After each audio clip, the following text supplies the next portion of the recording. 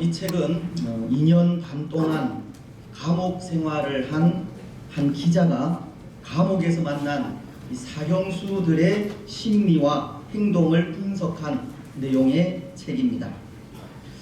사실 사형수들은 그들 삶의 마지막 장소인 사형장으로 끌려가면서 그 일을 모르고 간다고 합니다.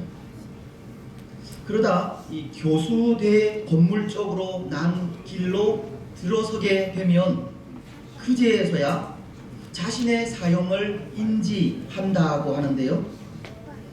그때 그들이 잠시 머물러 서서 반드시 하는 행동이 있다고 합니다.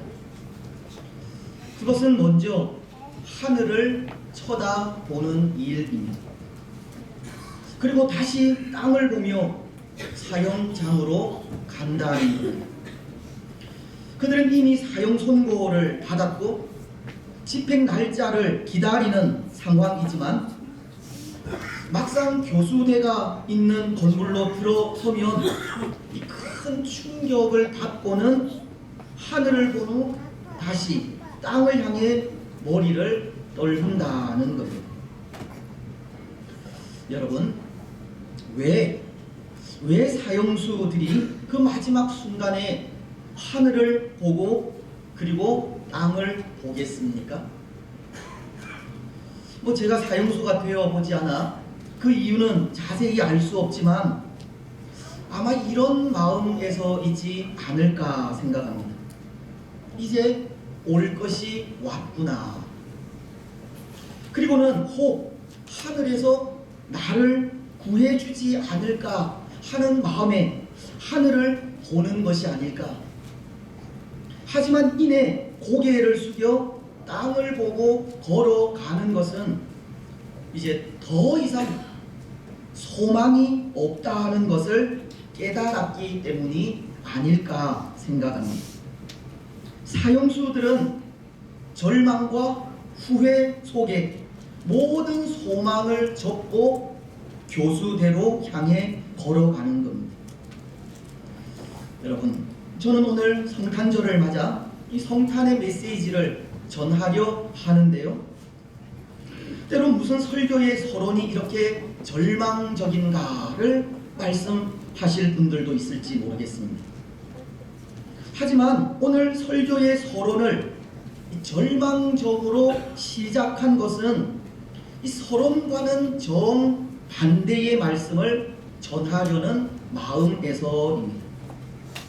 서론에서 말씀을 드린 사형수들처럼 하늘을 보고 땅을 보면서 절망 중에 죽어간 사람들의 이야기가 아니라 하늘을 보고 별을 보면서 소망 중에 살다간 사람들의 이야기를 하려 한다는 겁니다.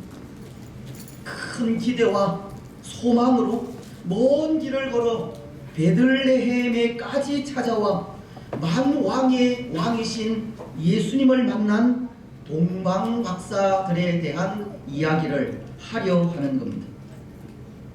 마치 시편 121편이 내가 산을 향하여 눈을 들리라 나의 도움이 어디서 올까?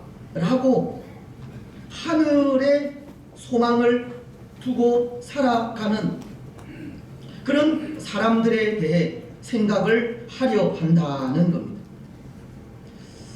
그렇습니다. 사랑하는 여러분, 때로 성경의 인물들을 보면 그 중에는 신비 속에 감추어져 있는 분들이 몇 명 있는데요. 이 구약에서는 멜기세덱이라는 사람이 그런 분이고 신약에서는 여기 동방 박사들이 그런 분입니다. 멜기세덱에 대해서는 창세기 14장이 기록을 하고 있는데 아브라함의 조카인 롯이 사로잡힌 이후에 이 동방의 연합군을 물리치고 그 롯을 구출하며 돌아오는 그 길에 아브라함을 영접하고 축복한 살렘 왕이 멜기세덱입니다.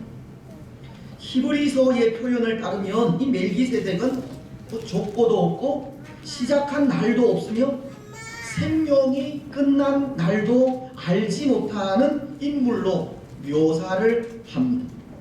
어떤 사람들은 이 멜기세덱이 예수님이 아닐까 추측을 하기도 하지만 멜기세덱이라고 하는 사람은 아직까지도 신비 속에 그 정체를 알 수 없는 사람입니다.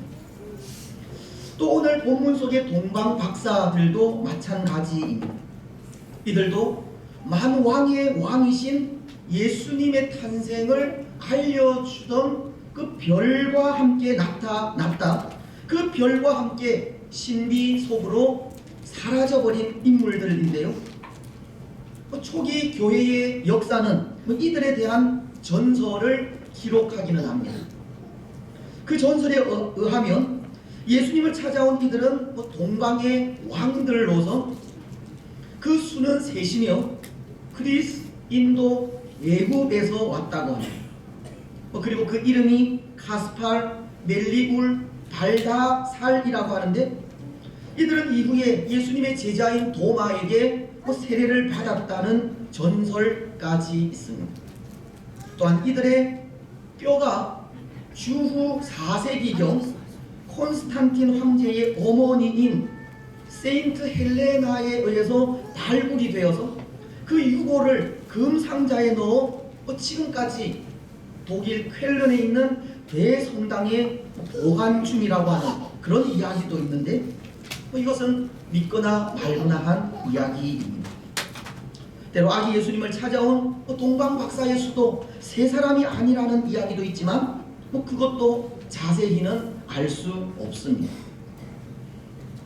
하지만 오늘 우리가 오해하고 있는 것 중에 하나가 동방 박사들이 아기 예수님을 경배한 장소가 마굿간이라는 사실입니다.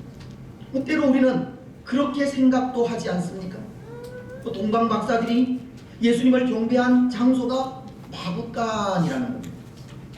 아마도 그것은 구유에 누인 아기에게 경배하는 박사들의 모습을 그린 성화에서 비롯되었다 생각을 하는데요.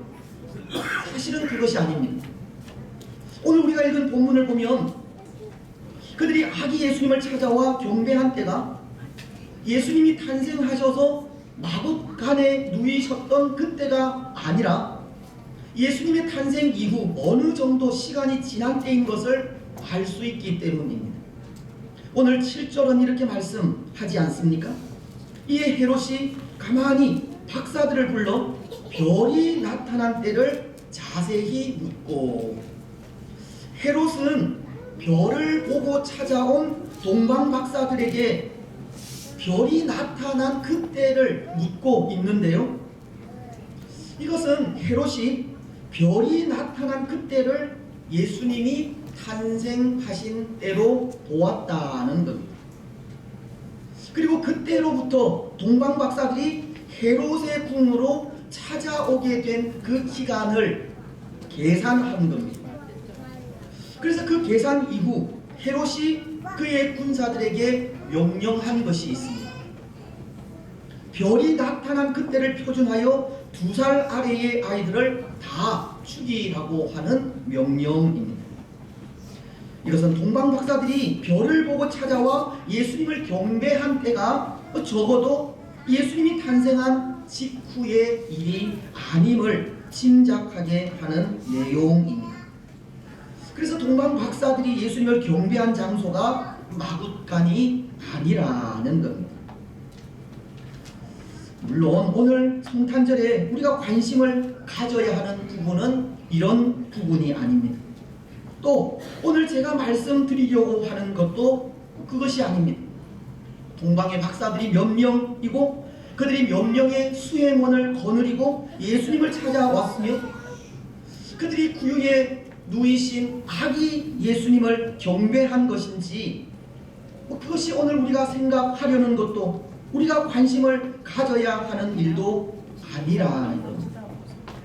오늘 우리의 관심은 오직 우리의 구원을 위해 이 땅에 오신 예수님이어야 하기 때문입니다.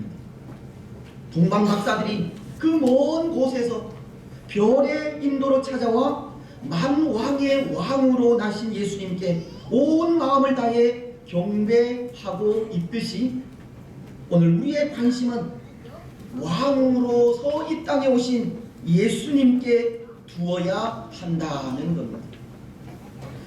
그렇습니다. 여러분, 정말 놀라운 것은 이 동방 박사들이 별을 보고 관심을 가졌다는 겁니다. 사실 당시 성전에서 일하는 제사장들은 메시아 탄생을 알리는 별을 보지 못했고, 율법과 선지자의 글에 능통한 서기관들도 별이 전하는 메시아 탄생의 소식에 관심이 없었지만, 동방의 박사들은 그 별을 보고 관심을 가졌다라고 하는 것이 참으로 놀라운 일이라는 겁니다.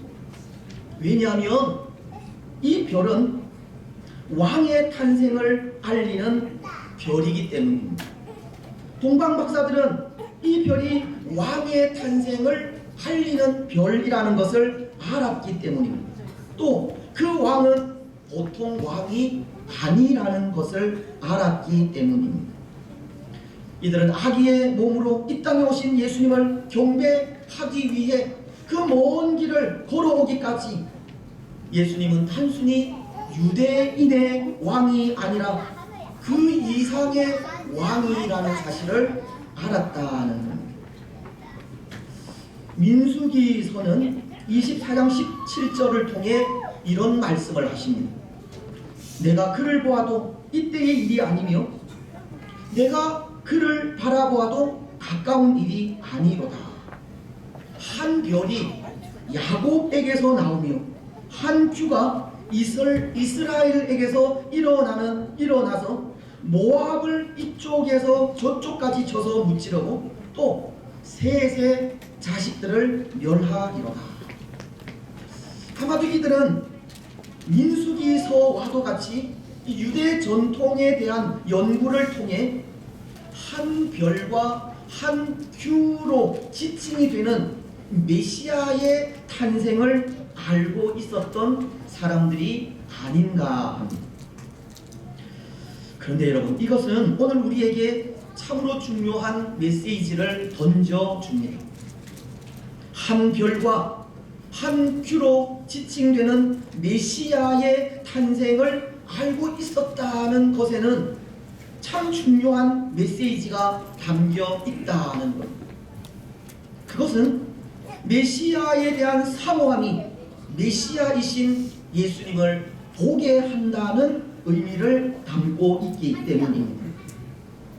구원에 대한 갈급함과 구원자에 대한 사모함 없이는 구원자이신 예수님을 볼 수 없다는 겁니다. 여러분, 당시 성경에 정통했던 바리새인들과 서기관들 그리고 제사장들은 보십시오. 아마도 그들은 그런 생각을 했을지 모릅니다. 메시아가 오시면 자신들이 가장 먼저 가서 가장 정중하게 그리고 가장 정성을 다해 맞이할 것이라 생각을 했을지 모릅니다. 하지만 그들은 메시아의 탄생을 알리는 별을 보지 못했습니다. 별이 전하는 메시아 탄생의 소식에 관심이 없었습니다. 그들은 하늘에 관심을 가진 자들이 아니라 땅의 것에 관심을 가진 자들이기 때문입니다. 그들에게는 구원에 대한 갈급함도 구원자에 대한 사모함도 없었다는 겁니다. 구원자에 대한 사모함이 메시아이신 예수님을 보게 하지만 그들은 구원자에 대한 눈이 감겨져 있었던 겁니다. 그래서 오늘 5절과 6절은 이렇게 말씀을 하십니다. 이르되 유대 베들레헴이오니 이는 선지자로 이렇게 기록된 바 또 유대 땅 베들레헴아 너는 유다 고을 중에서 가장 작지 아니하도다. 내게서 한 다스리는 자가 나와서 내 백성 이스라엘의 목자가 되리라 하였음이니이다. 유대의 분봉 왕인 헤롯이 사절을 통해서 그리스도가 어디에서 나겠느냐, 메시아가 어디서 나겠느냐고 제사장들과 서기관들에게 물을 때 그들이 대답한 대답이 바로 이 5절과 6절 말씀입니다. 그들의 대답은 마치 청산유수와도 같다는 겁니다. 그들은 유대 땅 베들레헴에서 왕이 나신다는 구약의 예언을 줄줄 괴고 있었기 때문입니다. 하지만 그들은 구약이 예언하신 그대로 이 땅에 이미 오신 예수님은 알지 못했습니다. 아니, 혹 그들이 알고 있다 하더라도 그들은 메시아로 오신 예수님께 관심이 없었습니다. 그들은 동방박사와는 달리 메시아로 나신 예수님을 찾지도 경배하지도 않았기 때문입니다. 만왕의 왕이 나심을 알리는 별을 보고 동방의 박사들은 저 멀리서 경배하러 왔지만 이들은 왕으로 오신 예수님에 대해 아무런 관심도 아무런 반응도 보이지 않았기 때문입니다. 이들은 하늘에 관심을 가진 자들이 아니라 땅의 것에 관심을 가진 자들이었기 때문입니다. 이들에게는 구원에 대한 갈급함도 구원자에 대한 사모함도 없었다는 겁니다. 그렇습니다. 사랑하는 여러분, 어쩌면 오늘 이들의 모습이 우리들의 모습이 아닐까 생각하는데요. 오늘 우리도 땅의 것에 관심을 가지고 땅 위의 특권이나 땅 위의 지위, 땅 위의 온갖 화려한 것에 관심을 가지고 있기 때문입니다. 오늘 제사장들이나 서기관들이 성경에서 예언하신 메시아에 대해 무관심했듯이 우리도 성경이 말씀하는 사랑과 믿음, 용서와 헌신, 희생을 이야기하지만 그것을 실천하는 일에는 관심이 없기 때문입니다. 때로 바리새인들이 종교적인 삶만 살고 있었듯이 오늘 우리도 예수님을 사랑한다고 손을 들고 찬양하지만 예수님이 원하시는 일에는 아무런 반응을 하고 있지 않고 예수님의 사랑에 감사하며 눈물은 흘리지만 다른 사람을 용서하지 못하는 그런 모습이 종교적인 삶만을 사는 우리의 모습을 보여주는 것 같기 때문입니다.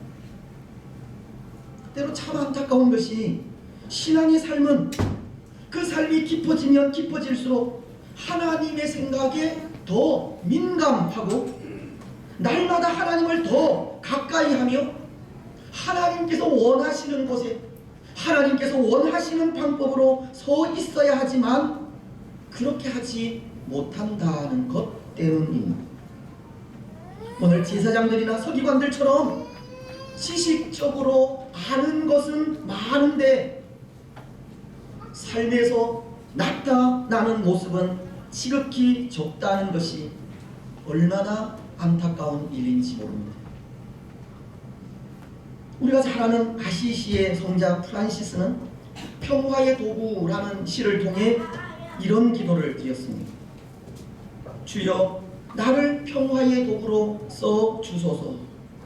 미움이 있는 곳에 사랑을, 다툼이 있는 곳에 용서를, 분열이 있는 곳에 일치를, 의심이 있는 곳에 믿음을, 해침이 있는 곳에 용서를, 절망이 있는 곳에 희망을, 어둠이 있는 곳에 빛을, 슬픔이 있는 곳에 기쁨을, 그릇됨이 있는 곳에 진리를 주소서. 나로 하여금 위로하는 것보다 위로받기를 더 바라지 않게 하여 주옵소서. 이해하는 것보다 이해받기를, 사랑하는 것보다 사랑받기를 더 바라지 않게 하여 주옵소서.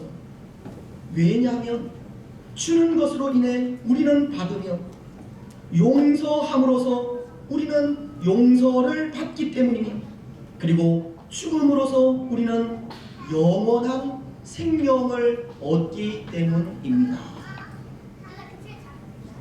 사실 오늘 우리에게 이런 기도의 삶이 너무나도 그립습니다. 그리스도의 향기가 나는 삶이 너무나도 그립습니다. 오늘 온갖 권모와 술수가 난무하는 시대 속에 순결한 그리스도인의 삶이 너무나도 그립다는 겁니다. 그래서 저는 그런 생각을 하는데요. 수백 번의 기도보다 한 번 용서하는 행동이 더 큰 힘을 나타낼 수 있다는 생각입니다. 예수님께서 원하시는 곳에 예수님께서 원하시는 방법으로 사는 것이 힘이요 능력이라는 겁니다. 오늘 우리에게 그런 행함 있는 삶이 필요하다는 겁니다. 그리고 또 그런 생각을 합니다. 오늘 우리의 삶이 좀 더 예수님다워지기 위해서는 오랜 침묵이 필요하다는 생각입니다. 다시 말씀을 드리면 많은 묵상이 필요하다는 겁니다. 왜냐하면 그 깊은 묵상을 통해 하나님을 좀 더 가깝게 느낄 수 있기 때문입니다. 그 오랜 침묵을 통해 하나님의 마음을 좀 더 가깝게 느낄 수 있기 때문입니다. 좀 더 가깝게 느끼는 하나님의 마음으로 하나님께서 원하시는 삶을 살 수 있기 때문입니다. 행함 있는 그 삶의 힘을 묵상을 통해 공급받을 수 있기 때문입니다. 그래서 제가 시인은 아니지만 이런 글을 써보았습니다. 깊은 침묵 속에서 태어난 말과 기도에 진한 향기가 묻어 나옵니다. 묵상이 스며있는 분초의 시간을 통해 백합화 향기 가득 묻어 나오는 새 날이 오기를 기대합니다. 오늘 우리에게 깊은 묵상이 없이는 예수님께서 원하시는 말과 행동과 기도가 나타날 수 없다는 겁니다. 묵상 없이는 예수님을 지식적으로만 알 뿐 삶에서 행동으로 나타나는 힘이 생기지 않는 겁니다. 더군다나 오늘 이 시대처럼 이 영이 혼탁한 시대에 깊은 묵상 없이 하나님의 뜻을 이루어 드리기는 힘이 듭니다.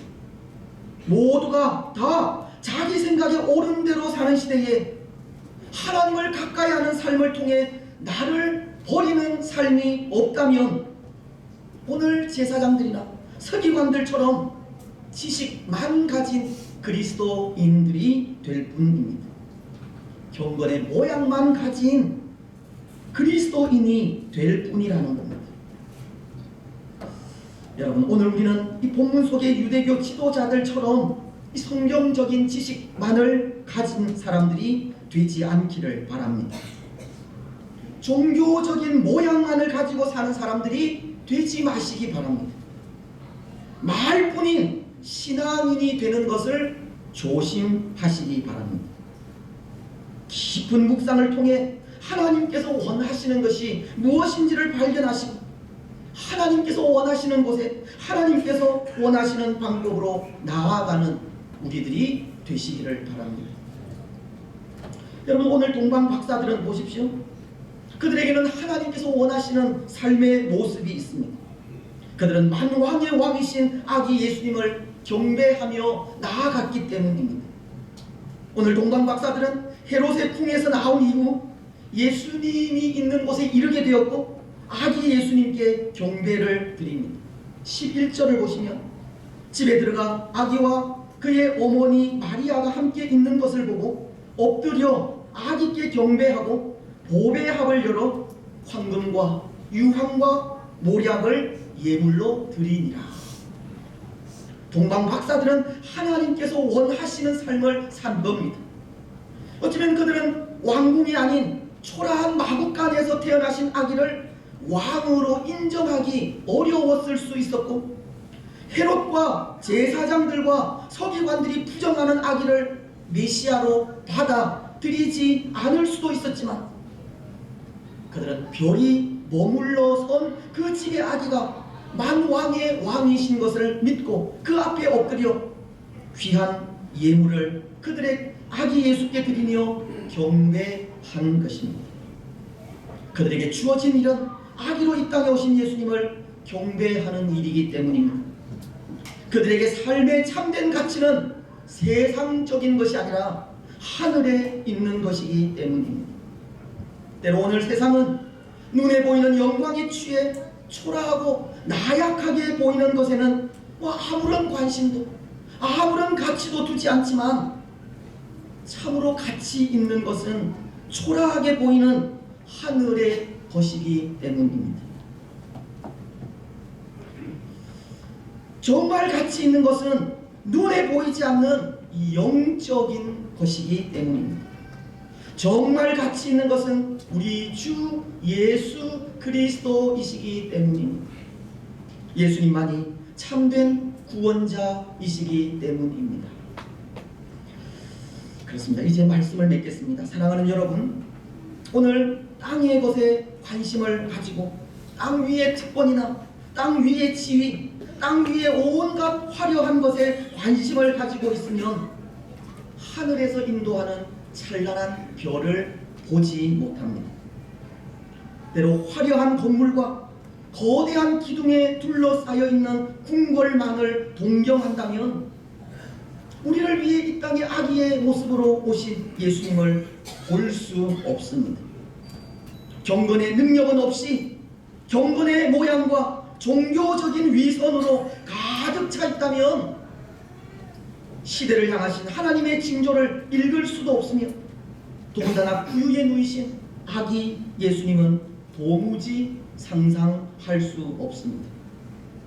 하지만 메시아이신 예수님께서 아기의 몸으로 이 땅에 오신 것을 볼 수 있는 사람은 하늘을 바라보고 하늘에 소망을 두고 살아가는 사람들입니다. 메시아에 대한 사모함을 가지고 그의 은혜를 갈급해하는 사람들이고 영적인 것에 가치를 두고 살아가는 사람들입니다. 심령이 가난한 사람들이고 마음이 청결한 사람들입니다. 마더 테레사 수녀는 이런 말을 했는데요. 무슨 말을 하고 어떻게 행동하든 늘 보이지 않는 손님인 그리스도가 우리 곁에 있다고 생각하라. 우리가 무슨 말을 하든 어떤 행동을 하든 항상 기억해야 할 것이 우리 곁에는 예수님이 계시다는 겁니다. 우리는 우리와 늘 함께 하시는 하나님 앞에서의 삶을 살아야 한다는 말입니다. 때로 예수님께서 낮고 천한 모습으로 이 땅에 오셔서 낮은 자들과 연약한 자들에게 빛이 되셨듯이 예수님처럼 우리의 마음도 높은 데보다는 낮은 데 두고 항상 가난한 심령으로 살아가라는 말입니다. 땅이 아니라 하늘을 보고 살아가라는 말입니다. 세상의 것에 취해 하늘을 보지 못하는 사람들이 아니라 늘 하늘을 소망하며 살아가라는 말입니다. 마태복음은 5장 7절을 통해 이렇게 말씀을 하십니다. 마음이 청결한 자는 복이 있나니 그들이 하나님을 볼 것이니요. 사랑하는 여러분, 오늘 성탄절을 맞아 우리는 무엇을 보고 어떤 삶을 살아가시겠습니까? 어떤 마음으로 살아가시겠습니까? 땅을 보고 소망 없는 삶을 살아가시겠습니까? 아니면 하늘을 보고 소망의 삶을 살아가시겠습니까? 우리는 하늘의 소망을 두고 하늘을 바라보며 살아가시기 바랍니다. 청결한 마음과 가난한 심령으로 살아가시기 바랍니다. 항상 낮은 곳에 우리의 마음을 두고 영적인 것에 가치를 두는 삶을 살아가시기 바랍니다. 그래서 그 삶을 통해 우리 가운데 늘 임재해 계시는 예수님을 날마다 우리 삶 속에서 만나는 복을 누리시기를 주님의 이름으로